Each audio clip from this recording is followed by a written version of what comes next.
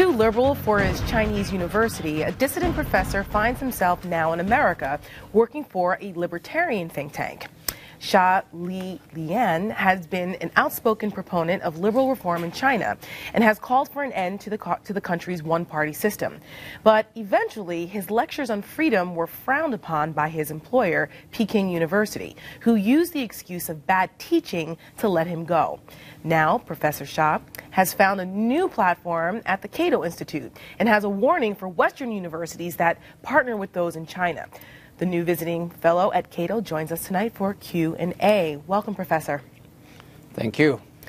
So I think what's interesting about this whole thing is that in America, we have a difference of definition of what liberal is than what they do apparently in China or overseas. And I found it to be interesting that the New York Times chose to focus on that aspect of it rather than the bigger picture, which is China's growing influence and their communist ways and their growing influence in Western universities. But talk to me a little bit about that.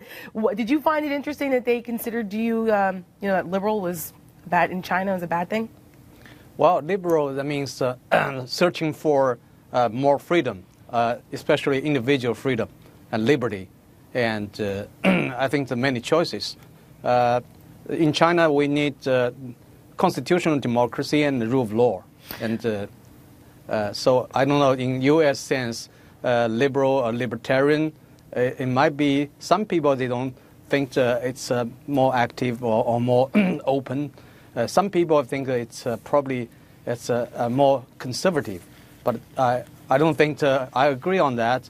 I would say libertarian is a good term, especially in Chinese environment. Sure, and I think a lot of people don't realize how adverse China is to having liberal thought, free thought, speaking out against the government. That gets you imprisoned over there. That doesn't here, but they don't like that too much over there. Tell me a little bit about what happened. So what positions were you advocating that caused Peking University to say, we don't think that we can employ you anymore? Well, by the end of January this year, so they said I had nothing to do with Peking University anymore. But I say it's not a legal dismissal, so I have to find a kind of a lawsuit, and this application has been accepted, and the case was established. So next step will be my lawyer will make the lawsuit towards Peking University. Right. So you say that there's a warning to Western universities. What is that warning? Exactly. Why should the U.S. care that China has decided to set up Confucius Institutes in 350 universities across the world and several in the U.S., including NYU and Stanford? What's your warning? The warning is if the Western university lose their basic values and principles to just to favor the Chinese government institution, to give up and make some compromise.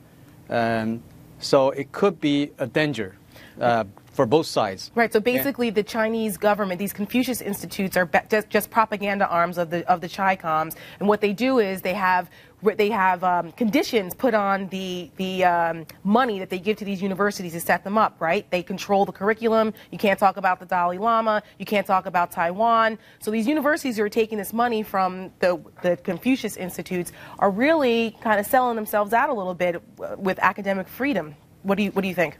Yeah, I think it's kind of an ideological invasion into Western higher education institutions. They try to influence the Western universities and also influence the Chinese students overseas. Right. I think this is something, your warning, I think, is valid, and it's something that everyone should pay attention to. It's not just in the U.S., but it's part of China's hegemonic intentions of dominating around the world. But, Professor, thank you for giving us your time tonight, and best of luck to you. Thank you.